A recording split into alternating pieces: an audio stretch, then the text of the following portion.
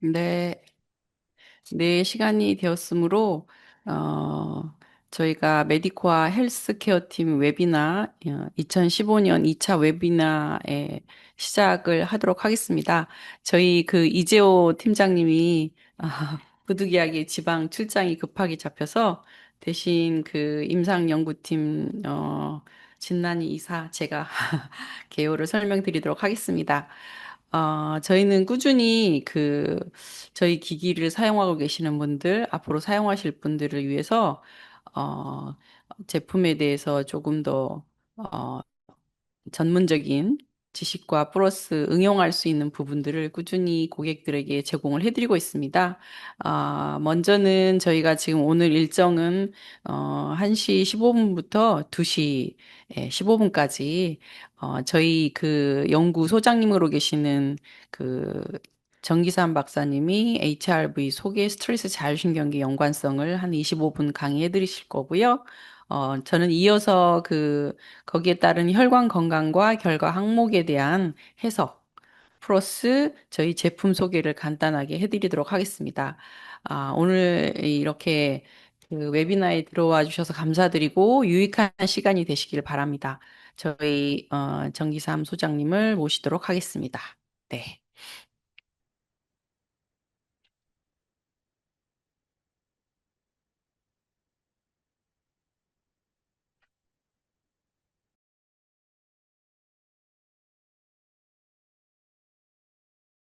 소연이 마이크가 안 소장님 들립니다. 마이크를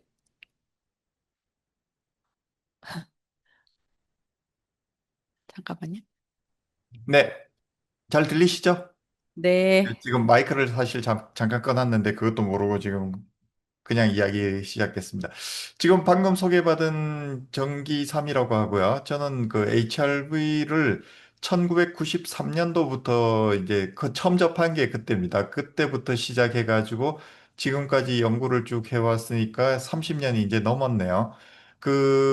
그때부터 이제 그 하트레이트 베리어빌리티라는 것이 자율신경계하고 어떤 관련이 있느냐 이런 거에 대해서 쭉 연구를 해왔고 한 23년간은 대학에 있었습니다. 대학에서 연구를 했다가 그 메디코아에 합류한 것은 지금으로부터 그 정식으로 이제 그 연구소장으로 합류한 거는 그 2022년부터 합류를 했고 그 메디코아 장비를 개발하는 그 처음 그 2000년도부터 제가 계속 자문을 해드렸으니까 그 메디코아 제품들은 거의 이제 제가 자문을 많이 했다라고 보시면 되겠습니다. 어쨌든 전 세계적으로 HRV 장비가 이렇게 잘 사용되고 그다음에 사람들한테 유용하게 사용되는 사례는 우리나라가 지금 그 굉장히 그 좋은 본보기가 되고 있습니다. 그래서 이런 좋은 모범 사례가 되고 있고 여러분들께서도 이제 요걸 좀 잘 써주십사 하는 측면에서 오늘 그 스트레스 자율신경계 어떻게 보면 이제 가장 기본적인 그 HRV와 연관되는 파라메타들하고 가지고 이제 이야기를 한번 해보도록 하겠습니다. 그 지금 그 이야기는 그 보면은 스트레스를 먼저 이야기를 드릴 거고요. 그다음 자율신경계가 HRV하고 어떻게 연관이 돼 있고 그다음에 HRV가 또 스트레스하고 어떻게 연관돼 있는지 이런 순서대로 이제 나갈 거고 마지막에 Q&A로 마치도록 하겠습니다. 그럼 스트레스가 뭐냐? 스트레스는 뭐 많이 들어보셨지만은 이제 그 가장 기본적인 정의는 셀리에라는 분이 이제 정의하신 거죠. 신체적, 정신적 그 어떤 균형과 안정성을 깨지는 자극에 대해서 신체가 유지한 안정성이나 항상성을 유지하기 위해서 여러 가지 반응들이다. 이렇게 이야기를 하고 계세요. 지금 셀리에라는 분이 1940년대부터 이제 스트레스라는 용어를 실제로 많이 쓰셨는데 이것이 실제로 우리나라, 특히 이제 우리나라 같은 경우에 많이 사용된 것은 제가 알기로는 그 IMF 그 사태 때문에 이제 우리나라 사람들이 굉장히 자극을 받기 그 전까지는 별로 사용이 안 됐고요. 2000년대 초반부터 이제 실질적으로 많이 사용됐고, 그 다음에 병원에서도 이제 스트레스라는 말을 가지고 이것이 이제 질병이다라고 인식을 하게 된 것 같습니다. 그래서 그 역사로 따지면 한 25년 정도 됐으니까 그렇게 학문적인 의미에서 보면 그렇게 오래된 그 이야기는 아닙니다. HRV라는 것 자체도 실제로 이제 1980년대부터 태동한 학문이라고 본다면은 이것도 뭐 그렇게 오래된 학문적인 입장에서는 그리 오래된 학문이 아니다라고 보시면 되겠습니다. 지금 그 캐논이라는 분이 그, 그 외부 자극에 대해서 이제 전투 도피 반응, 그러니까 파이트 오 플라이트 반응 리스판스라고 해서 요걸 이제 이야기를 하셨던 거를 셀리에라는 분이 다시 이제 인용을 했었죠. 그 다음에 이제 험블리라는 분이 계셨는데 이분이 어떻게 보면은 이걸 약간 더 질병 입장에서 그러니까 어떤 이제 장애를 유발한다라는 개념으로 이제 조금 더 발전을 시키셨고 최근에 와서는 이제 의사협회에서 아, 이거는 스트레스는 질병이다. 왜냐? 생활의 변화로 심리적, 뭐 또 안정, 생리적으로 이제 어떤 안정 자체가 흐트러졌기 때문에 그것이 이제 건강에 직접적으로 영향을 준다라는 의미로 이렇게 해석을 했습니다. 그럼 파이트와 플라이트 반응 같은 경우에는 이제 자율신경계 어디가 주로 이제 반응을 하는가 하면은 교감신경이 반응을 하죠. 그래서 교감신경이 이제 반응을 하는데 지금 이 그림 뭐 많이 보셨겠지만 이거 지금 제가 그린 겁니다. 그 챗GPT가 요즘 그림도 잘 그려주더라고요. 그래서 어떤 사나운 개가 나타났을 때 이제 어린아이가 반응하는 것이 직접 싸울 거냐 도망갈 거냐 이제 이걸 갖다 결정을 하는 거죠. 어쨌든 싸울 거라고 결정을 했던 도망갈 거라고 결정을 했던 그 반응 자체는 그 위험을 감지하고 나서 그 다음에 시상하부가 자율신경계를 통해서 신속하게 명령을 내리는데 교감신경입니다. 왜냐하면 도망가더라도 힘이 필요하고 싸우더라도 힘이 필요하거든요. 그래서 교감신경계가 활성화돼서 이제 부신을 자극하게 되면 그 우리가 일반적으로 스트레스 호르몬이라고 부르는 아드레날린이라든지 그 이런 것들이 이제 분비가 돼가지고 그 우리가 이제 싸울 준비, 도망갈 준비를 하는 겁니다. 신체적으로는 심장 박동이 이제 증가하고 그리고 혈관이 또 수축되고 그래서 이제 혈압이 증가하죠. 그게 이제 어떤 결과적으로는 근육과 뇌에 이제 더 많은 혈액을 공급해가지고 싸우든 도망가든 어쨌든 그걸 이제 그 성능을 그러니까 신체의 어떤 퍼포먼스를 높이는 그런 역할들을 하고 당연히 호흡 속도 증가해가지고 이제 산소를 많이 빨아들여야 되고 그다음에 동공 확장해가지고 이제 시야를 확보해야 되고 그다음에 이제 간에서 포도당 에너지원 그러니까 연료를 공급해야 되고 그다음에 혈액 응고를 촉진해서 혹시 싸우다가 이제 그 출혈 생겼을 때 이걸 갖다가 빨리 그 출혈을 최소화하기 위해서 혈액 응고 촉진해야 되고 그다음에 쓸데없는 기능, 소화 기능. 그러니까 소화시켜 가지고 에너지를 만들기에는 이미 늦었습니다. 그래서 이제 그 에너지 분배를 최적화하기 위해서 소화 기능 억제하고 여기다가 이제 두 가지가 더 중요한 기능이 있는데 그 여러 가지 면역 기능 억제시킵니다. 그 다음에 이제 여러 가지 뭐 성적인 기능 이런 것들 다 억제시킵니다. 그래서 이런 것들을 다 불필요한 것들은 다 억제를 시키고 그 오로지 싸우거나 도망가는데 이제 집중할 수 있게 만드는 거죠. 그러면은 그 반대되는 개념이 이제 rest and digest 반응인데 요거는 그 부교감 신경계가 주도를 합니다. 그래서 부교감 신경계가 어떻게 주도를 하는가 하면은 외부 위험이 사라지면은 시상하부하고 뇌간에서 이제 부교감 신경을 활성화시키는 신호들을 내보내요.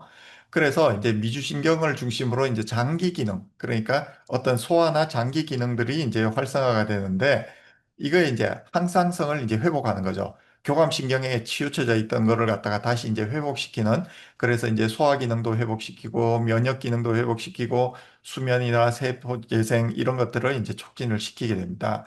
그 신체 반응으로는 이제 그 심박수가 막 올라가 있었으니까 감소시켜야 될 거고, 그 다음에 혈관이 수축돼 있으니까 이것도 어느 정도 이완시켜서 혈압을 떨어뜨려야 되고, 그래서 이제 그 에너지 소모를 줄여 나가고, 그 다음에 이제 소화 효소 분비 증가하고, 이 장 연동 운동들 이런 것들을 해가지고 이제 영양소 흡수하게 만들어줘야 되고요.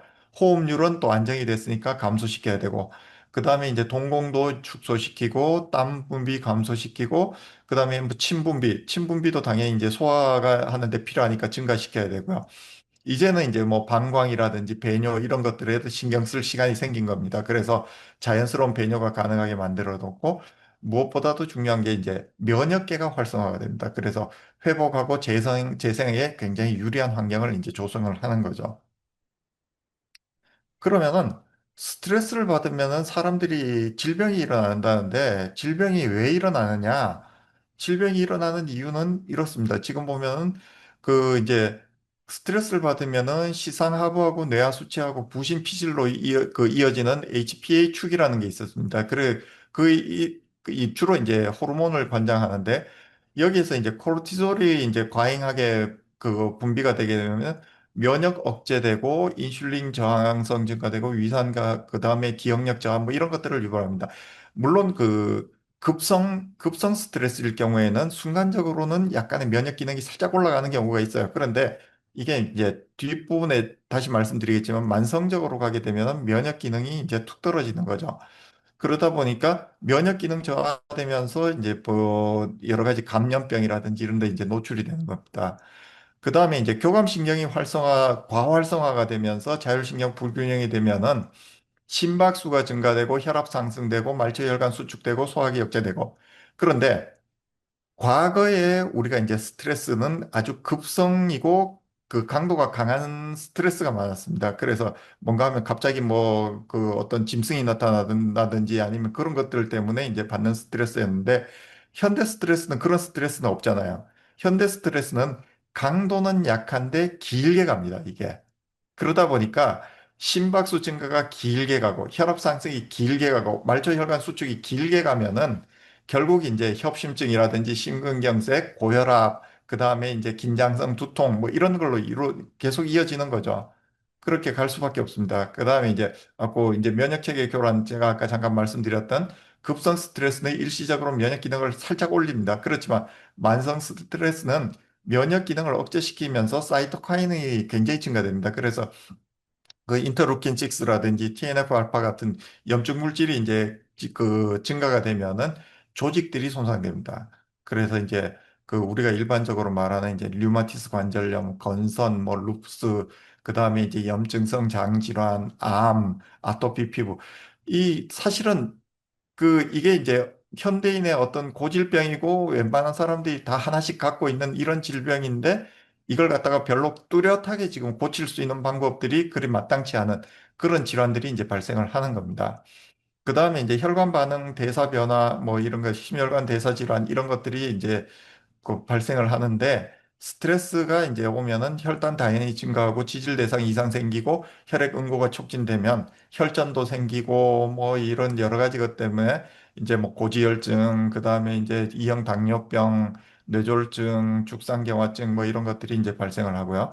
그다음에 이제 중추신경계가 이제 지속적으로 계속 이제 공격을 받다 보면은 만성 스트레스는 이제 여러 가지 해마라든지 전두엽 쪽의 기능에 악영향을 줍니다. 그 기간이 길면 길수록 더 심할 거고요. 그 다음에 강도가 강한 것이 또 길어지면 더 손상이 심할 거고요. 그 다음에 또 어떤 분들은 좀 강하지만 어떤 분들은 이런 부분에 약한 분들은 더 굉장히 심한 충격을 받을 거고요. 이런 것들이 이제 여러 가지 세로토닌이라든지 도파민의 어떤 그 대사에 이상이 생기면서 우울증이라든지 불안장애, 뭐 외상 스트레스 뭐 이런 것들로 쭉 이어지게 됩니다. 그러면 이제 뭐 한 가지 예를 한번 쭉 들어보겠습니다. 이제 뇌졸중이 뭐 그리 흔한 질병은 아니지만 요즘 이제 굉장히 많이 늘어나고 있죠. 그 뇌졸중 같은 경우에 이제 그 여러 가지 그게 이제 기전이 있는데 일단 뇌혈관이 수축하게 되면 당연히 이제 그 스트레스가 생기면 교감신경 활성화되고 뇌혈관 수축되고 혈관이 수축되니까 당연히 이제 산소 영양 공급이 감소하는데 특히 이제 혈관 좁아져 있는 분들이 거기에 혈전에 낀다든지 죽상경화 있는 분들 이런 분들이 호혈을 발생하면은 뇌졸중이 발생을 하죠. 그다음에 이제 혈액 응고가 항진된다고 아까 말씀드렸는데 혈소판 스트레스 받으면 혈소판 활성화되고 그 피브리노겐 증가돼 가지고 이제 혈액 응고가 쉽게 되고 그러면 혈전이 잘 형성되고요. 특히 이제 심방세동이 있으신 분들 심방세동이라는 건 심방이 이렇게 이제 제대로 수축돼야 되는데 이게 이제 막 떨리는 현상이잖아요. 그죠? 이게 떨리면은 심장이 이제 어떻게 보면은 이제 경련을 일으킨 건데 이렇게 되면은 심장 내에 혈전이 생깁니다. 그러면은 이걸 가지고 이게 이제 그 혈전이 심장 내에만 있는 게 아니지 않습니까? 그게 이제 돌다가 그 뇌혈관을 막아버리면은 그것이 이제 뇌경색이 되는 거죠. 그다음에 이제 급성 스트레스가 혈압을 급상승시켰을 때 이것이 이제 그 어느 정도 견디면 좋은데 그 어떤 기질적인 어떤 문제가 있으신 분들은 뇌혈관벽에 압력 가해져서 약한 부위가 파열되면 뇌출혈이 되는 거죠. 그래서 이렇게 이제 보면은 스트레스라는 것이 여러 가지 경로를 통해서 이제 질환들에 영향을 미친다라고 보시면 됩니다. 그러면은 스트레스를 측정을 해야 되겠는데 어떻게 측정을 해야 되느냐? 그 보면은 이제 화학적인 생화학적 검사 피 뽑아가지고 하는 검사가 있긴 있는데 이건 뭐 시간도 많이 걸리고 그 다음에 피 뽑는 시점에 따라서 이제 조금 틀려지고 뭐 이런 것들도 있고요. 그 다음에 이제 조금 더 쉬운 검사가 있는데 뭐 아밀라제 이제 침 묻혀가지고 이제 하는 검사들도 있는데 뭐 이것도 이제 생화학적인 검사라는 것 자체가 어떻게 보면은 그 태생적인 한계가 조금 있습니다. 시간이 걸린다든지 아니면은 그 화학적인 반응이 이제 그 어떻게 보면은 그 노멀라이즈가 잘 안 되는 부분들이 있어요. 그래서 어떨 때는 그 잘 반응하는데 어떨 때는 반응이 잘 안 되고 측정이 안 되는 부분도 있고 뭐 그런 것들이 있는데 그것보다도 이제 그 지금 보면은 그래서 이제 뭐 뇌파라든지 아니면 그 피부 전기 반응 뭐 이런 거 근전도 반응 이런 거 많이 보는데 무엇보다도 제일 확실한 방법은 HRV입니다. 그 지금 여기 제가 옆에 그림을 그려놨는데 방학 때 한 거하고 시험 기간 중에 당연히 스트레스가 많겠죠. 지금 여기 그 파형 보시면 아시겠지만 파형 모양 자체가 완전히 틀리지 않습니까? 그러니까 내 심장이 스트레스를 알고 저렇게 뜁니다. 심장이 미리 반응합니다. 그래서 그 HRV 검사를 하시면은 그 스트레스는 어느 정도 이제 측정이 가능하다라고 보시면 되고요. 그러면 이제 자율신경계에 대해서 한번 이야기를 해보겠습니다. 자율신경계가 이제 자꾸 공격을 받게 되면은 자율신경계 기능이 점점 떨어집니다. 이게 이제 자율신경 실조증인데 지금 여기 보면 증상이 굉장히 많죠.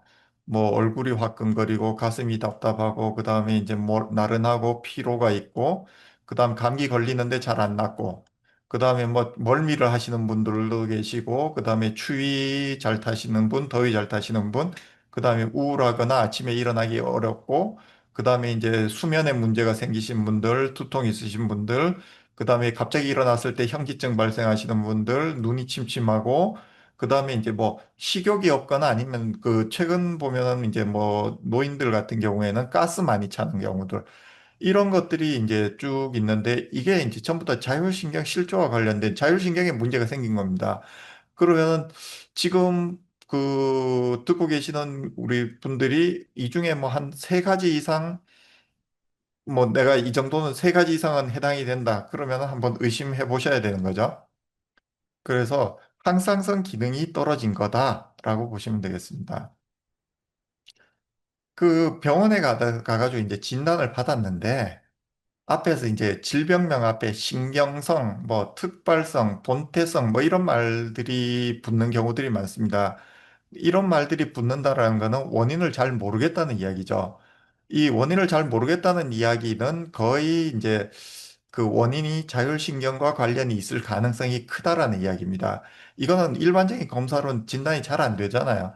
그래서 이런 것들을 우리가 이제 굳이 이제 뭐 한번 그 검사를 해본다고 하면은 제가 보기에는 HRV 검사 한번 해보시면은 대개 어떤 특유의 패턴들이 나타납니다. 그래서 사람마다 다르긴 합니다만은 특유의 패턴이 나타나기 때문에 그런 것들을 한번 해보시는 게 좋겠다 하는 말씀을 드리고요. 그럼 자율신경계라는 거는 뭐 다 아시니까 말초신경계인데 우리가 이제 그 거의 모든 장기의 분포입니다. 그래서 역할은 우리 몸의 환경을 일정하게 유지하는 거고요.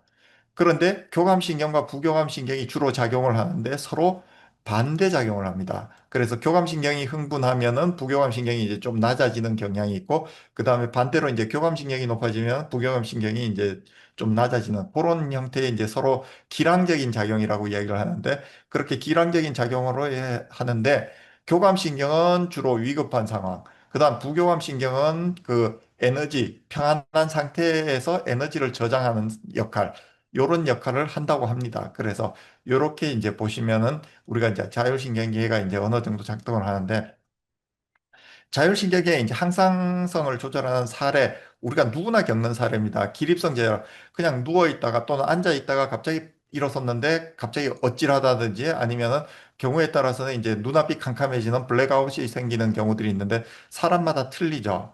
그 지금 보면은 이렇게 이제 누워 있을 때는 혈액이 골고루 들어가 있습니다. 골고루 들어가 있는데 갑자기 일어서면 혈액이 하지로 몰리죠. 하지로 몰리면은 당연히 혈액량은 한정돼 있으니까 뇌에 있을 그 여러 가지 혈액들이 이제 부족한 거죠. 이 부족한 걸 갖다가 이제 그 자율신경 조절이 잘 되시는 분들은 빨리 혈관을 수축시키고 심장 박동을 죄송합니다. 심장 박동을 높여가지고 그걸 가지고 이제 우리가 그걸 갖다가 이제 그 혈액의 부족한 부분을 갖다가 다시 메이크업을 해줘야 되는데 그걸 못 하는 겁니다. 이렇게 기능이 떨어져서 그런 거죠. 그래서 이런 분들이 있는데 아주 심한 경우는 아주 심한 경우는 미주신경성 실신 환자들 같은 경우에는 가만히 서 있다가도 저런 경우들이 이제 발생을 합니다. 그래서 이런 것들이 이제 자율신경의 어떤 조절 문제다라고 보시면 되고요.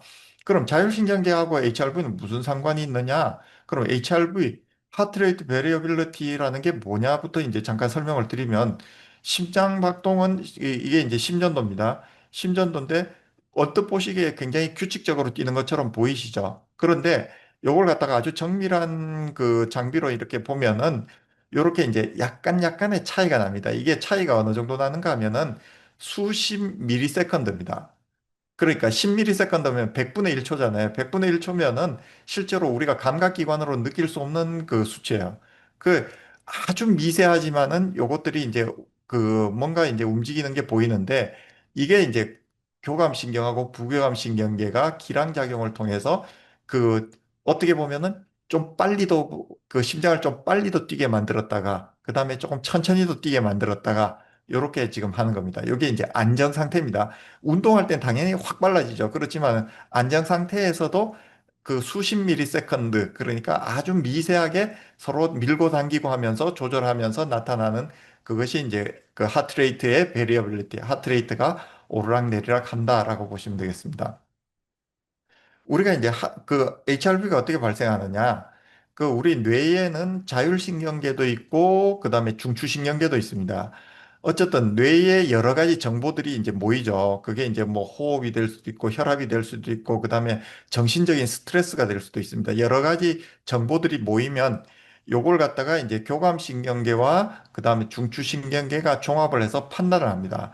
옛날에는 그냥 자율신경계만 관여한다고 그랬는데 요 최근에는 자율신경계와 그 중추신경계는 연결돼 있다라는 본 것이 그 정설입니다. 그래서 그 두 가지가 이제 어느 정도 그걸 정보를 모아서 이걸 갖다가 이제 그 자율신경계 쪽으로 어떤 정보를 내보내는데 부교감 신경은 작용 시간이 비교적 빠릅니다. 비교적 빠르다는 게 오르락내리락 하는 속도가 빠르다는 이야기입니다. 교감신경은 상대적으로 조금 천천히 오르락내리락 합니다. 그런데 요 두 개가 합쳐지면 요 주파수가 두 개만 합쳐져도 굉장히 불규칙하게 보이잖아요. 그죠? 그러니까 그런데 사실은 저것보다 훨씬 복잡한 메커니즘이 움직이거든요. 그래서 그 하트레이트 베리어빌리티 그러니까 심장 박동의 어떤 베리어빌리티는 굉장히 복잡한 양상을 띱니다. 그런데 이거는 건강한 사람이에요. 건강하지 않는 사람은 베리어빌리티가 없습니다. 자, 그럼 교감신경과 부교감신경 줄다리기 하잖아요. 줄다리기를 하는데 막 팽팽하게 줄다리기를 하다가 어느 순간에 그 한 사람이 줄을 놓거나 아니면은 그 한 사람이 이제 줄이 끊어지면은 이게 이제 조절 불능 상태가 되는 거죠. 그래서 한셀리에 같은 분은 이제 일반 적응 증후군이라고 해서 이제 경고 단계, 저항 단계, 소진 단계 이런 식으로 이제 설명을 하셨는데 지금 이제 끊어진 겁니다. 한번 보겠습니다. 그 우리가 HRV에서는 어떻게 나타나는지 지금 건강하신 분이고 안정 상태예요. 그러니까 하트레이트 베리어빌리티 굉장히 들쭉날쭉 하면서 이제 그 조절을 하고 있는 그 불규칙하게 보이지만 조절 능력이 되고요. 그 다음에 여기 이제 우리가 이제 그린존이라고 돼 있는데 각 파라메타들이 그린존 안에 다 들어와 있습니다. 그린존이라는 거는 나이 성별에 맞는 그 사람한테 이제 그 사람의 나이 성별에 맞게 요 정도 범위 안에 있으면 좋겠다 하는 그 표준 범위가 되겠습니다. 그래서 이 범위 안에 이제 들어와 있고 지금 여기에 보시면 이제 그 주파수 분석 대역인데 여기 보면은 I존이 있습니다. 여기 I존들이 이렇게 있는데 이 I존이라는 거는 그 표준 범위에서 이제 표준 범위보다 약간 위에 있는 게 좋습니다. 그래서 표준 범위보다 어느 정도 위에 있다는 거는 뭔가 하면은 하트레이트의 베리어빌리티가 굉장히 활발하게 잘 움직이고 있다. 각 주파수 대역별로 TP라는 거는 이제 전체 주파수 대역이고 베리 로우 프리퀀시, 로우 프리퀀시, 그다음에 하이 프리퀀시 해서 이제 그 각 주파수 대역별로 굉장히 기능들을 제각각 잘 하고 있다라고 보시면 됩니다. 그리고 교감신경계와 부교감신경계의 균형도 얼추 맞더라. 지금 부교감신경이 조금 더 높아 보이지만은 I존 안에 어느 정도 있으면은 얼추 이제 맞다라고 보시면 되겠습니다. 그래서 요런 이제 상태가 이제 일반적으로 건강한 상태입니다. 그런데 스트레스를 받게 되면 어 요게 네. 지금 스트레스를 받게 되면은 요걸 조금 지워버릴게요. 스트레스를 받게 되면은 이제 어떤 문제가 발생을 하는가 하면은 지금 보면은 그 아까 막 들쭉날쭉했던 것들이 그 들쭉날쭉했던 것들이 이제 그냥 슬로우 커브가 됐죠. 슬로우 커브가 되면서 교감신경이 확 증가합니다.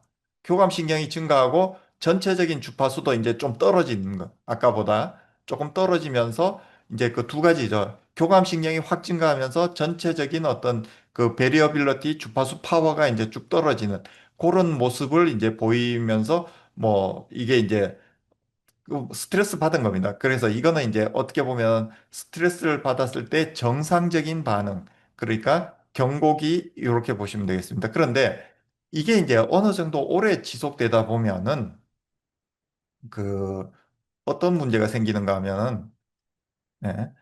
그 이게 오래 지속되다 보면은 이게 그 베리어빌리티가 쭉 떨어집니다. 그래서 그 지금 잠깐 예 여기 파워 성분들이 이제 떨어지죠. 아이존 밑으로 파워 성분들이 떨어지면서 아까는 교감신경이 확 올라가 있었는데 역전돼 버려요. 그러니까 그 이제 그 아까 미주신경성 실신을 말씀드렸는데 미주신경성 실신은 이제 그 사람이 오래 서 있으면 혈액이 하지로 쭉 몰려드니까 이제 이걸 갖다가 그 혈압을 올리기 위해서 교감신경이 쭉 증가하다가 어느 순간이 되면은 그 교감신경이 더 이상 못 견디겠다 하고 탁 풀어지는 순간에 부교감신경이 갑자기 확 올라오면서 혈관이 팍 그 이완되면서 혈압이 뚝 떨어지고 혈압 떨어지면서 이제 쓰러지는 거거든요. 하여튼 그런 그 형태로 이제 갑자기 이제 확 바뀌게 됩니다.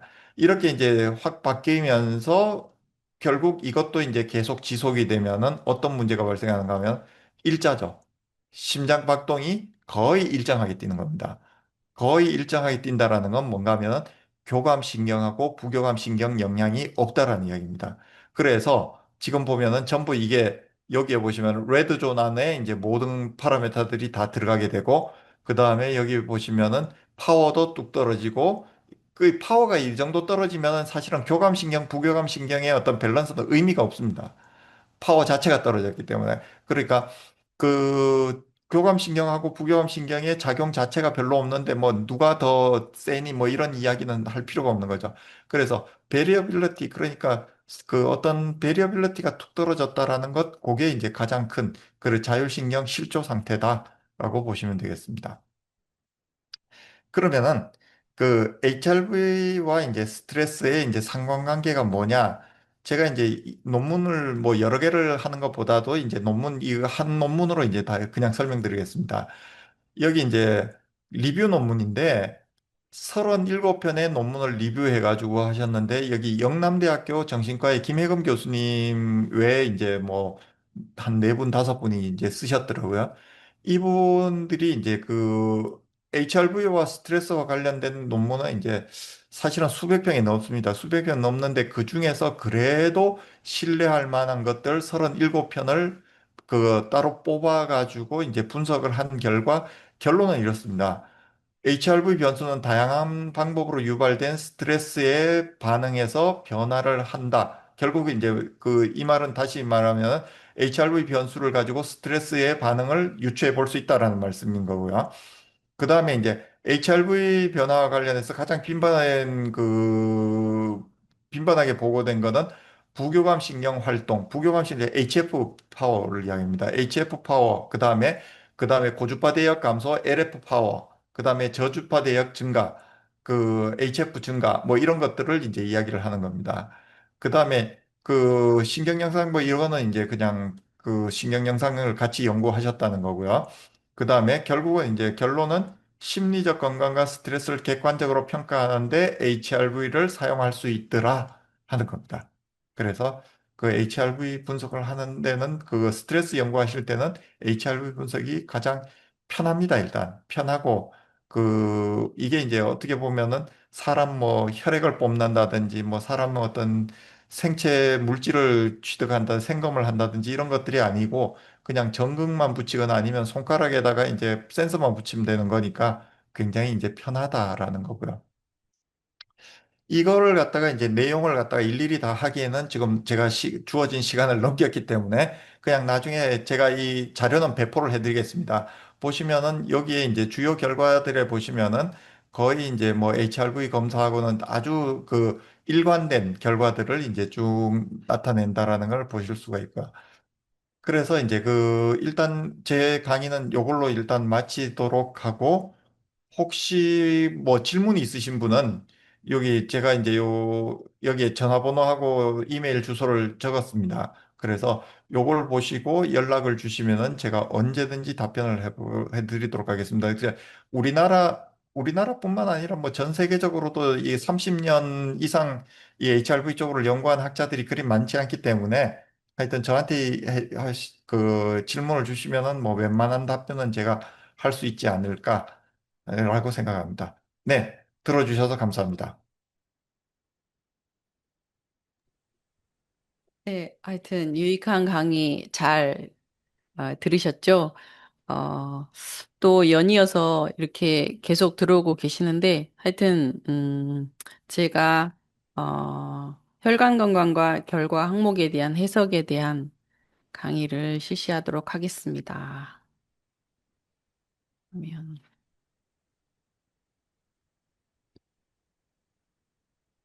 이렇게. 잘 보이시나요? 네, 바로 진행하도록 하겠습니다. 음, 예. 저는 혈관 건강과 혈관 건강 검사 활용과 해석에 대해서 설명을 드리겠는데요. 앞서서 저희 소장님이 굉장히 다양하게 자율신경에 대해서 매우 디테일하게 설명을 잘 해주셨습니다. 거기에 따라 저희 그 기계에 추가적으로 있는 기능 중에 그 혈액순환 검사, 말초 혈액순환 검사가 있기 때문에 이 부분을 마련을 했습니다. 그래서 혈관 건강 정보에 대해서 먼저 설명을 드리면, 언젠가도 해드렸던 것 같은데, 말 그대로 혈관은, 피가 흐르는 기관입니다. 그래서 피는 우리가 각종 영양소와 산소를 인체 전체적으로 공급해주는 역할을 하는데, 결국 인체 곳곳에 모든 산소, 영양소를 옮겨주는 운반체 역할을 하는 게 피고, 결국은 피가 온몸에 막히지 않고 잘 돌아가야 건강하다라고 합니다. 일명 혈액순환. 혈액순환이 잘 돼야 건강하다라고 하는 요즘에 굉장히 많이 얘기되어지고 있고, 또 특히 연세 드신 분들이 많을수록 혈액순환에 관심이 많은 것 같습니다.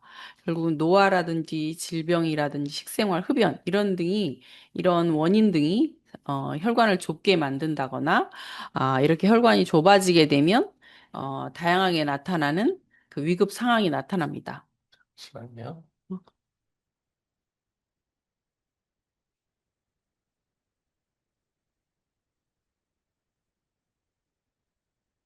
잘 보이시나요? 잘 보이. 네, 잘 보입니다. 네네. 잘 들립니다. 네네.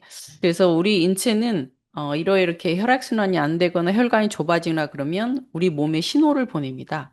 위급하다. 내 몸이 위급하다. 그런데 우리는 그 부분을 간과하고 별게 아니겠지라고 했었을 때 이게 이제 시간이 지연되면 생명과도 직결되어 있는 부분이 있습니다. 가장 간단한 예로 우리들은 이게 혈관의 문제인가? 할 정도로 간단한 문제에서부터 어, 의식 상실까지 혈관이 막히는 쓰러지는 단계까지 가는데 손발이 차갑다거나 저린 감이 있으면 순환이 안 되는 겁니다. 그래서 그리고 또 크게는 운동 중에 흉통, 가슴이 답답하거나 이런 부분, 그리고 심지어는 우리가 균형이 깨지는 부분, 그래서 나중에는 의식 상실까지 가는 경우, 결국은 혈관 관리를 잘 해서 생명을 관리한다라고 되어 있고요.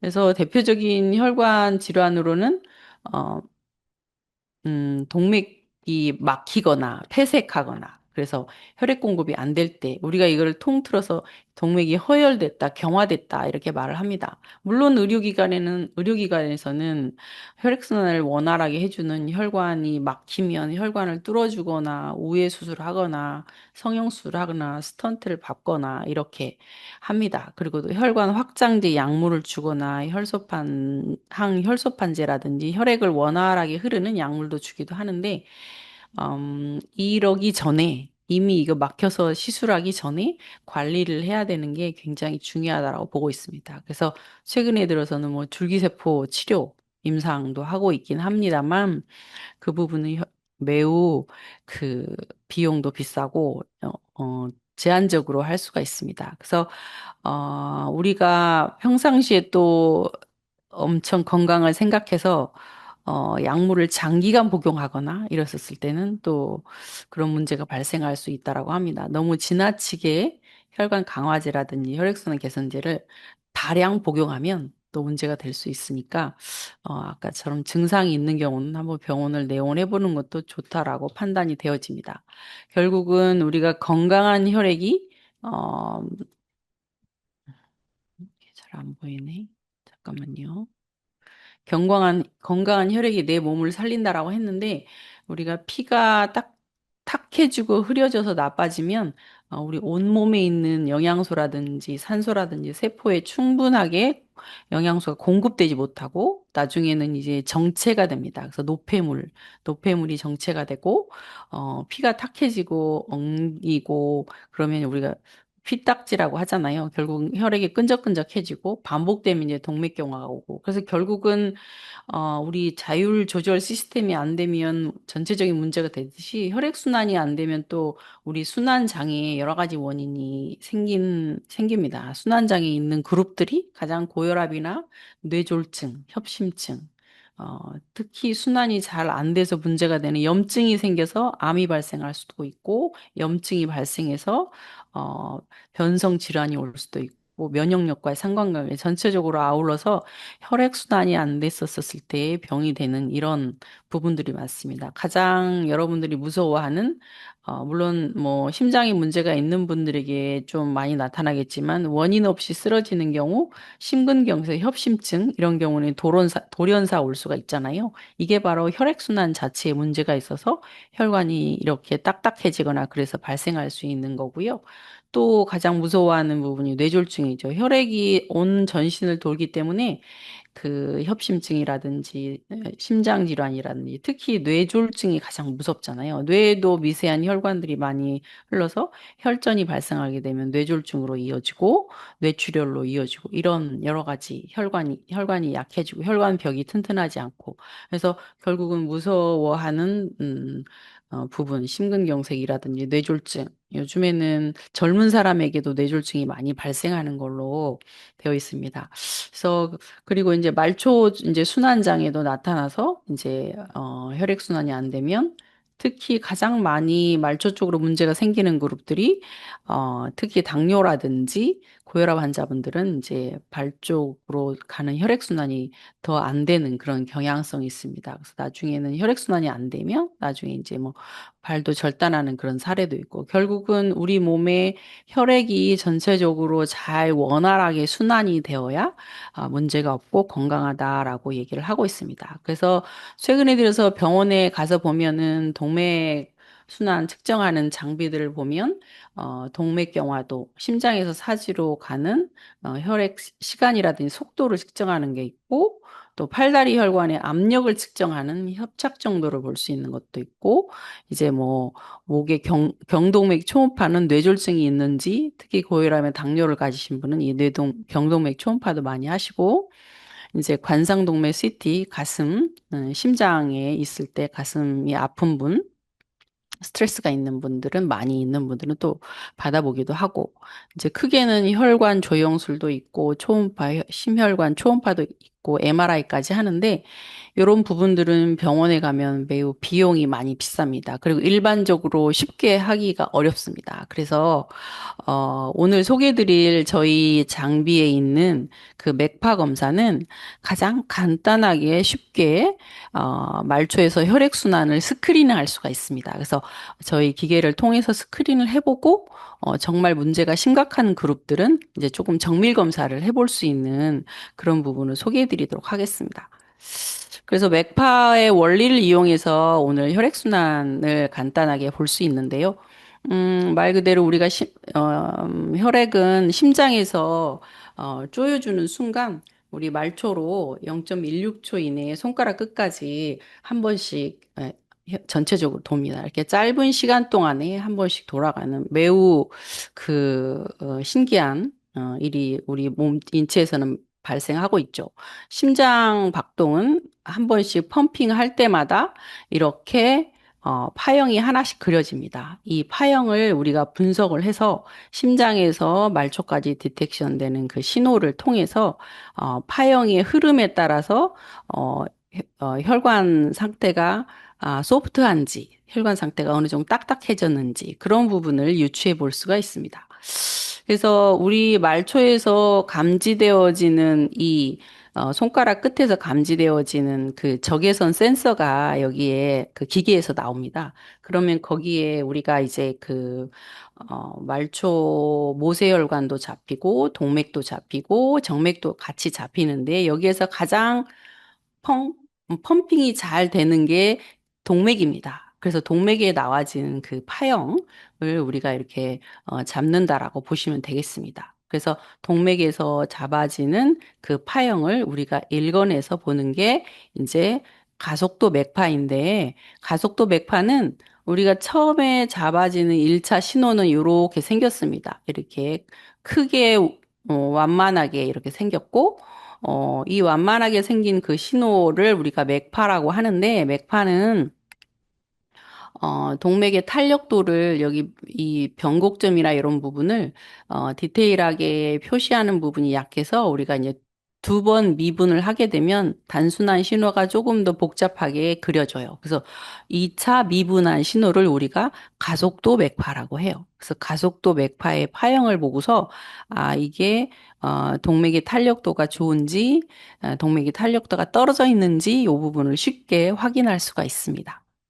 그래서 보면 우리가 이제 가속도 맥파의 대표적인 파형인데 이 A값과 B값과 C값, D값으로 나눠집니다. 그래서 이 심장에서 쿵 한번 하고 말초 손에서 감지되는 신호는 여기에 지금 흐르는 그 동맥에서 이 혈액이 뭐 적혈구, 백혈구 다 합쳐서 쫙 흐르면서 말초까지 올 때 이런 분지나 가지나 이런 데를 통해서 이제 손끝에 오는데 거기에서 이 동맥의 이 혈액의 그 안에 내부에 있는 부분이 소프트하면 B값이 팍 많이 내려옵니다. 이게 소프트한 게 이렇게 막혀 있는 그룹이 있어서 이 딱딱해지면 이 B값이 많이 내려오지 않고 B값이 약하게 머뭅니다. 그래서 가장 많이 B값이 펑 많이 내려오면 이 동맥에 소프트하고 이 안에 딱딱한 부분이 좀 적구나라고 하는 걸 알 수가 있고요. 그래서 이 탄력성이 크면 텐션이 올라가고 다시 이제 D값, 꼬리값은 이제 말초에 흐르는 그래서 가장 중요한 부분은 이 동맥의 탄력도입니다. 그래서 동맥 혈관이 소프트하고 탄력도가 클수록 좋다. 이건 이제 제 수축을 해서 다시 말초에서 이제 꼬리 부분을 흐르는 부분인데, 그래서 이 B 부분이 많이 내려올수록 좋고, D 부분 꼬리는 작을수록 우리 혈관 상태라든지 노화 정도 이런 부분을 쉽게 유추할 수 있고, 이런 부분을 확인할 수가 있습니다. 그래서 우리가 이제 최근에는 동맥 혈관의 탄성도, 말초 혈관의 탄성도를 A2라고 표시하고 P2라고 표시를 해서 이렇게 마킹해서 보여주기도 합니다. 그래서 참고를 하시도록 이 부분은 설명을 해드렸고요. 그래서 한눈에 보기 쉽게 이렇게 우리가 이제 레벨업을 한 겁니다. 이 부분은 저희가 이제 그 임상 연구나 아니면은 대학병원에서도 이제 그 이 단계별로 이제 레벨을 해서 과거에 이 있었던 논문이라든지 이런 부분을 레벨업을 해서 단계가 1단계일수록 혈액순환 상태가 매우 좋고 양호한 상태고 이제 레벨이 올라갈수록 혈액순환이 안 되고 이 탄성도가 떨어져서 요 기울기가 반대로 역순이 되는 그런 현상을 발견할 수가 있습니다. 그래서 1단계부터 7단계까지 혈액순환 상태를 한눈에 쉽게 보여주고 이 단계에 따라서 이제 조치를 취할 수 있게 하고 있고요. 그래서 결국은 연령대별로 저희가 또 보여드리기도 합니다. 1단계, 2단계부터는 1단계부터는 주로 20대, 2단계부터는 30대, 4, 50대까지 가는데 5단계부터는 이제 그 혈액순환이 매우 안 되고 노화가 시작됐다라고 얘기를 하고 있고요. 그래서 이렇게 그 안에 플라그가 껴있거나 그러면은 거의 5단계 수준으로 머물고 이런 부분은 이제 관리를 해야 되고 아까 제가 앞에서 설명한 동맥경화를 검사를 한다든지 뭐 어지럼증이라든지 이런 증상들, 손발이 매우 찬다든지 아니면 노령화됐다든지 이런 부분을 확인해 볼 수가 있습니다. 그래서 다시 한번 그 또 여기에서 단계별로 이제 정리되어 있는 좋은 자료가 있어서 대사질환과 동맥 상관관계를 예측해 볼 때 우리가 1단계 그룹은 아까 설명한 대로 20대 건강한 사람은 대부분 1단계가 나와야 되는데 20대가 3단계가 나왔다. 그러면 안 되는 거죠. 그리고 뭐 4, 50대는 3단계 나와도 어느 정도는 연령 대비 괜찮다라고 하고 있습니다. 그래서 1단계는 대부분 나이가 드셨어도 건강하거나 스포츠 운동 꾸준히 하신 분은 스포츠 선수나 이런 분들은 1단계로 많이 나오시죠. 그리고 이제 2단계부터는 이제 어지럼증이라든지 특히 여성 같은 경우에 손발에 차가운 분들은 2단계부터 갈 수 있고 3단계부터는 이제 예의주시해서 봐야 된 이제 노화 초기 단계라고 할 수가 있고 피곤하거나 대사장애가 나타날 수가 있고요. 이제 4단계부터는 이제 건망증이라든지 머리가 꾸준히 무겁다든지 머리가 무겁다라고 하는 그 부분은 우리가 뇌의 혈액순환이 원활하지 않다라고 하는 부분을 알 수가 있습니다. 그래서 우리가 머리가 어지럽다, 뭐 머리가 무겁다라고 했었을 때는 PC 앞에 계속 있으시지 말고 잠시 산소 공급을 해주러 뇌 환기를 시켜주는 것도 좋습니다. 이게 이제 그 만성화가 되면 이게 문제가 될 수가 있으니까요. 계속적으로 아까 그 그 교감, 긴장, 스트레스를 받으면 혈관이 수축하기 때문에 이런 부분을 살짝 이제 그 시간을 좀 피해준다든지 그런 부분 4단계 수준은 그렇게 갈 것 같고요. 이미 5단계 그룹이 접어들면 이제 고혈압, 고지혈증, 뭐 노인성 질환으로 갈 확률이 매우 높고 6, 7단계야 말할 수가 없이 굉장히 조금은 관리를 안 하면 좀 위험한 상황에 빠질 수 있다라고 말씀드리고 싶습니다. 그래서 뭐 이렇게 혈관은 생겼습니다. 이쁘게 건강한 동맥은 굉장히 이 내막, 중막, 외막이 있는데 내막이 소프트하고 이쪽이 사이즈가 큽니다. 그럼 이 사이즈가 커야 혈액순환도 원활하게 될 거 아닙니까? 그래서 1단계, 2단계 그룹들은 보통 건강한 동맥이라고 볼 수가 있고 이제 거의 5단계, 6단계, 7단계는 비정상적인 동맥이고 특히 뇌라든지 중풍 치매가 올 수 있다. 그리고 동맥경화, 심장 같으면 협심증, 손발저림. 그렇잖아요. 뇌에서 이렇게 혈관이 막혔다라고 하면 뇌졸중이 올 수 있고, 이 심장에 관상동맥이 막혔다라고 하면 심장에 션트를 껴야 될 정도로 동맥이 막히면 나중에 한순간에 이렇게 돌연사가 오거나 심장이 막히지 않거든요. 이게 시간이 꾸준히 지난 다음에 이게 막히지 하루아침에 탁 막히는 일은 없습니다. 그러기 때문에 그런 미세한 증상들로 보여주다가 나중에 어느 순간에 꽉 막힌다는 거죠. 그런 부분 이해해 주셔서 우리 기계에서 보실 때 물론 이제 나이가 드셔서 5단계, 6단계, 7단계도 갈 수 있지만 이러이러한 증상들이 올 수 있으니 관리를 하고 그러셔야 되겠습니다.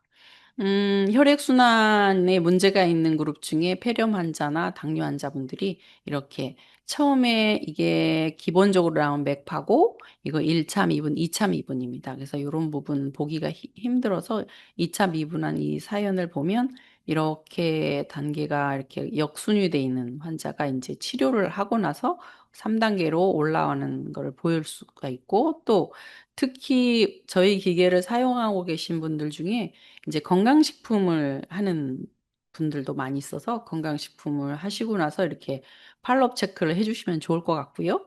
그리고 당뇨 환자 같은 경우 특히 말초 혈액순환이 잘 안 됩니다. 그래서 당뇨 환자는 운동을 더 집중적으로 많이 해야 되고 이렇게 6단계, 7단계 수준이 많이 있을 겁니다. 그리고 실제 저희가 임상에서 해봤는데 뇌졸중 환자분들이 6, 7단계가 되게 많습니다. 저희가 지난번에 중환자실에 가갖고 뇌졸중 환자만 딱 측정을 해봤는데 거의 6, 7단계가 많이 나오더라고요. 이런 사람들은 이제 또 치료하고 나서 당뇨 환자 특히 이런 분들 치료하고 나서 또 운동이나 열심히 해서 이렇게 좋아지는 거를 실제 이거는 실제 사례입니다.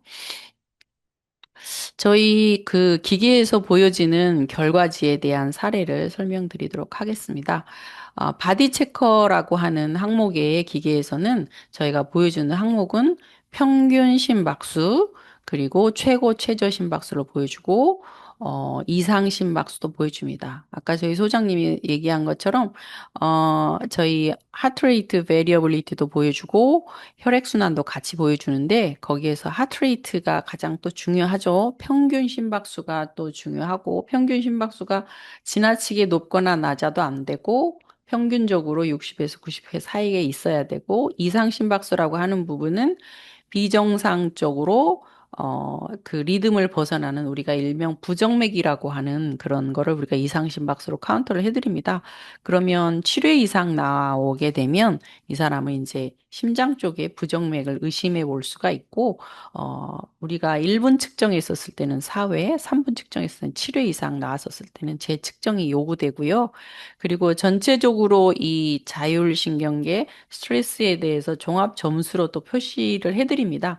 스트레스에 대해서 대처 능력이 뛰어나고 좋을 경우에는 50점 이상, 그 이하는 이제 스트레스의 점수가 낮고, 높을수록, 좋다라고 하는 부분을 얘는 종합 점수로 표시를 한 겁니다. 우리가 이제 약간은 재미 요소기도 하고 전체적인 걸 종합해서 점수로 표시를 해드린 거고요.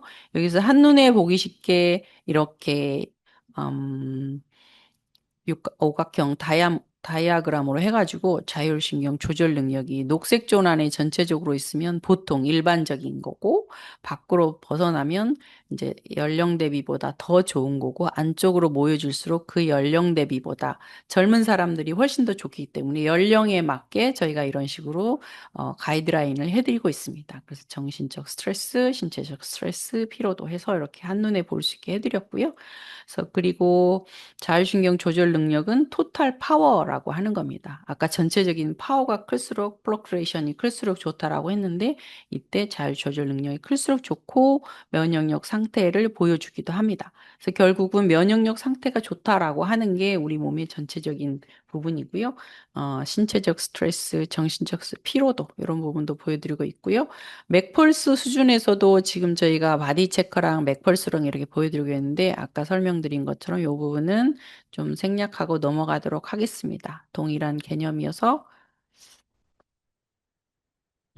종합 점수로도 이것도 마찬가지로 보여드리고 있고요. 혈관 단계도 쉽게 한눈에 보기 쉽게 이 그림, 기본 그림을 보여드렸고, 1단계, 2단계가 좋은 양호한 상태고, 3단계부터 노화가 시작됐고, 혈관 나이는 또 종합해서 저희가 나이로 쉽게 이제 보여드리고 있습니다. 자기 연령 대비 혈관 나이는 어느 정도인가? 그래서 A분의 B가 동맥의 탄력도고 A분의 D는 말초의 탄력도로 보여드리고 있습니다. 이것도 마찬가지로 표준 범위에 있느냐, 좋음에 있느냐, 안쪽으로 모을수록 나쁨으로 보여드리고 있습니다.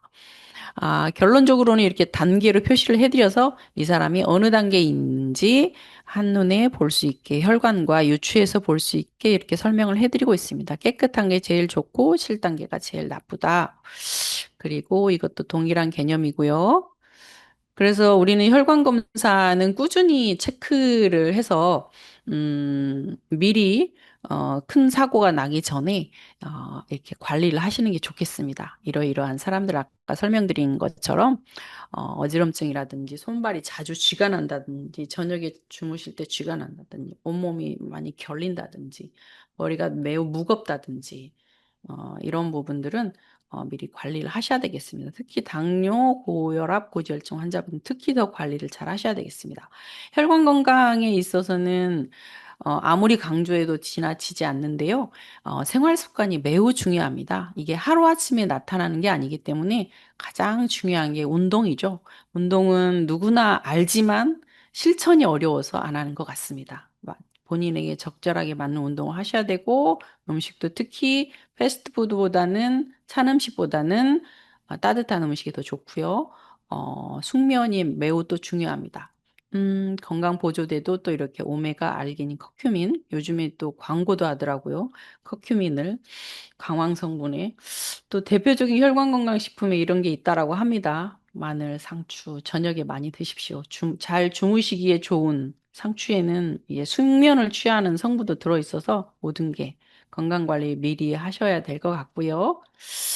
측정시 주의사항 잠깐 설명드리고 마치겠습니다. 측정시 주의사항은 우리가 운동 직후보다는 식사 직후보다는 안정된 상태 검사가 가장 좋고요.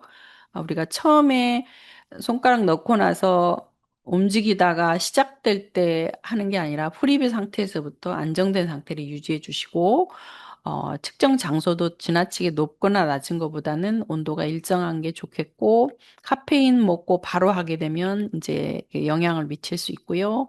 측정 전날 음주는 피하고, 왼쪽 검지 손가락을 이용해야 되고, 조용한 환경이 제일 좋습니다. 그리고 측정 센서는 우리가 손가락을 이용해서 하기 때문에 심장 높이를 유지해 주시는 걸 권장해 드립니다. 판독 시에 이거는 또 같은 내용이라 반복돼서 1, 2단계 좋은 상태, 3, 4단계 노화 시작된 상태, 5, 7단계 반드시 관리해야 될 상태. 이게 이제 반복되고 있습니다.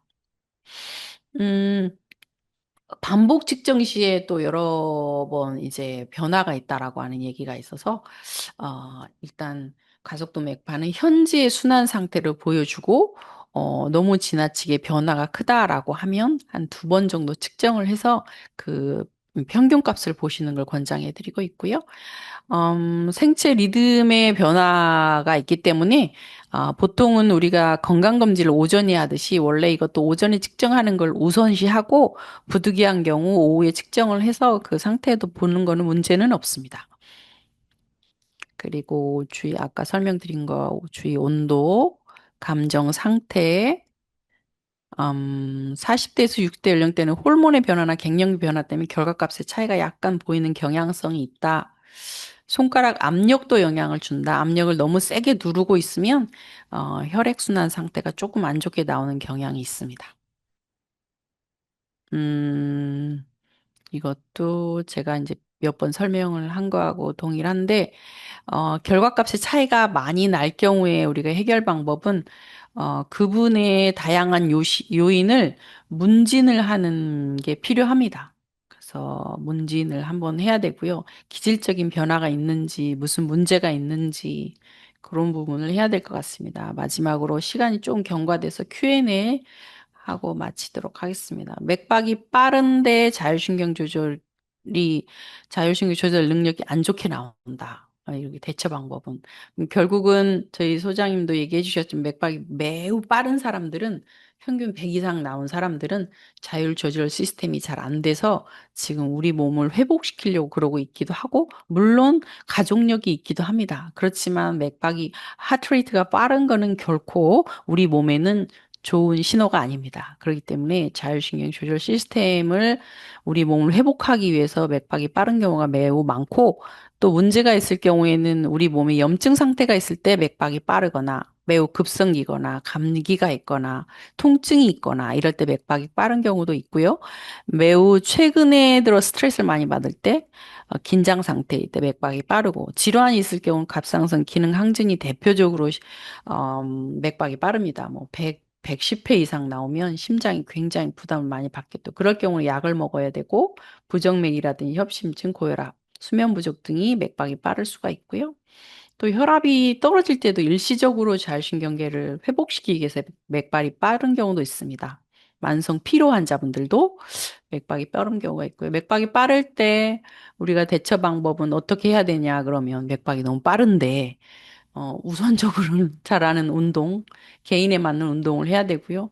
무조건 유산소 운동만 해서도 안 되고요. 근력 운동과 병행해서 하셔야 되고, 비만인 경우에는 다이어트를 하셔야 되고, 염분을 줄이시는 식생활이 더욱 좋고, 육류보다는, 제가 고혈압 환자를 실제적으로 봤는데, 육류 위주로 식사를 하셔서 채소 위주로 식단을 바꾸기만 해도 혈압이 떨어지더라고요. 뭐 기타 이렇게 혈압을 떨어뜨리는 이런 약물들도 같이 드시고 충분한 수면도 중요하고 너무 잘 아는 내용이지만 노력을 해야 된다. 그렇습니다. 60세 넘는 분들 맥박이 빠른 경우 혈관 상태와 관계없이 혈관 단계가 좋게 나온다. 결국은 맥박이 굉장히 빠르다라고 하는 거는 그 파고가 매우 크기 때문에 또 이렇게 혈관에 파워풀하게 나오기 때문에 약간은 혈관 단계가 좋게 나오는 사례도 있습니다. 이제 대표적으로 그래서 이러이러한 일이 있는지, 염증성 질환이 있는지, 수면 부족이 있는지 이런 부분을 한번 확인을 해봐야 될 것 같습니다. 나이가 많으신데 혈관 단계는 좋다라고 하면 먼저 맥박이 빠를 때 혈관 단계가 좀 좋게 나옵니다. 그래서 그 부분은 꼭 확인을 하셔야 됩니다. 그래서 보통은 우리가 정상인의 평균 맥박수는 60에서 80으로 간주하고 너무 지나치게 느리거나 너무 지나치게 빠르거나 40이나 100 이상은 확인이 필요합니다. 네, 이 부분은 이제 많이 아실 내용이라 반복적이어서 제가 넘어가고요. 이건 아까 설명드린 거라 자료로 대신하겠습니다. 결론은 자율 조절 시스템이 우리 몸에 안정화돼야 우리 몸이 건강하고 첫 번째, 그리고 혈관 건강이 장수 비결이라고 합니다. 요즘에 가장 많이 의학계에서도 얘기하고 있습니다. 기능의학에서 잘 먹고 좋은 거를 잘 자고 잘 응가하는 게 최상의 건강이라고 합니다. 최근에 들어서 나온 그런 여기서는 안 올렸지만, 데이터들 중에서는 변비가 치매의 결정적인 원인이 된다는 그런 부분도 있습니다. 변비가 있다라고 하는 부분은 뭡니까? 우리 몸이 원활하게 시스템이 잘 돌아가고 있지 않은 겁니다. 잘 먹었으면 잘 나와야 되거든요. 애들은 3번 먹으면 3번 나와요. 우리는 바쁜 관계로 한 번 넣을까 말까 하죠. 이게 제일 중요하다고 보고 있습니다. 제 이상 마치겠습니다. 자료는 공유를 해드리겠습니다. 지금 제가 이 자료를 많이 사용을 해서 이제 간략하게 제가 제품 소개를 드리도록 하겠습니다. 저희 메디코아 제품에는 음, 전문가용과 홈케어 제품. 네. 잠깐만. 작게 나와요? 네. 네. 저희 제품에는 이렇게 프로페셔널한 그 전문가용과 그 홈케어에서 사용할 수 있는 제품으로 크게 나눠져 있습니다. 그래서 저희 메디코아에서는 자율신경 스트레스 혈관 노화 검사를 이렇게 다양하게 하고 있고요. 병원에서는 어지럼증 검사를 틸팅 테이블까지 하고 있는 검사로 다양하게 보급되고 있고요. 의료용 적외선 체열 진단기기도 저희가 보급을 하고 있습니다. 3천 뉴 제품은 저희가 이게 이제 그 거의 그 미국의 허가를 받을 정도로 다양한 국내에서 성별용 레퍼런스를 구축 다 해서 이 부분을 이제 저희가 병원에 보급하고 있고 또 이제 그 건진센터나 특히 보건소 등 의료 그 의무실 같은 데도 이 기계도 들어가고 있습니다. 그래서 AI 알고리즘을 이용해서 저희가 또 그 겸사 결과를 보여드리고 있고, 통계 분석을 할 수 있게 엑셀 변환도 가능하게 되어 있습니다. 바디 체커는 선생님들이 아마 많이 사용하고 계실 건데요. 이 부분도 굉장히 컴팩트하고 터치 스크린 방식으로서 굉장히 인기가 많은 제품입니다. 바디 체커가. 그리고 맥펄스는 좀 포터블하게 돼 있어서 기존에 선생님들이 갖고 계시면 노트북이라든 맥에 붙여서 설치할 수 있는 이런 제품도 있고요. 그래서 가장 많이 사용하고 있는 이런 건강식품이라든지 스포츠 센터라든지 이런 쪽에서 활용을 하고 계십니다. 그래서 자율신경계 스트레스, 혈액순환 상태. 또 저희가 이제 장점은 모든 언어로 7개국 언어로 다 돼 있어서 또 이분이 뭐 미국 FDA도 허가가 돼서 많이 활용되어지고 있습니다. 스마트 펄스는 굉장히 간단하고 어, 음, 핸디캐리 할 수 있고 핸드폰과 연동시켜서 이거를 할 수 있어서 안드로이드랑 iOS 태블릿 PC로도 가능합니다. 휴대가 가능하고요. 유몬도 마찬가지로 이렇게 포터블하게 손 잡고 측정할 수 있는 간단하게 저는 참 이렇게 약국이나 이런 데서 참 사용했으면 참 좋겠는데 간단하게 아직은 많지는 않습니다만 사용하고 계시고 또 저희가 최근에 들어서 많이 야심차게 개발하고 있는 MPSDK라고 하는 제품은 선생님들이 그 다른 기존에 활용되어지고 있는 그런 기기나 시스템에 함께 연동해서 모니터링 할 수 있게 저희가 제공을 하고 있습니다. 그래서 고급형, 보급형으로 나눠져 있고, 굉장히 큰 회사에서도 저희 기기를, 같이 컴바인해서 시너지로 사용이 되어지고 있습니다. 그래서 저희가 어, 소형화된 이 모듈을 토대로 다양한 분야에서 저희가 연구한 모든 엑기스를 모두 다 보여주고 있으니까 이 부분도 굉장히 관심을 가져주시면 감사하겠습니다. 결과지는 이렇게 다양하게 아까 설명드렸던 것처럼 의료 파트도 있고, 간단하게 이렇게 유몬까지 심플하게 다양하게 제공되어지고 있습니다. 지금 현재 다양한 분야에서 지금 접목을 하고 있고요. 학교, 관공서, 기업체, 복지시설 등등 저희 기계가 아주 다양하게 지금 많이 활용되어지고 있습니다. 네, 지금까지 저희 제품에 대해서 간략하게 소개를 해드렸고요. 어, 그동안에 지금 이렇게 저희가 매번 웨비나를 실시하면서 선생님들이 궁금해하거나 또 더 알고 싶은 내용이 있거나 그러면 저희 그 메일이나 아니면은 메일 주소나 이런 부분을 주시면 오늘 자료도 공유해드리도록 하겠습니다. 질문이 있으시거나 궁금한 사항이 있으면 말씀해 주십시오.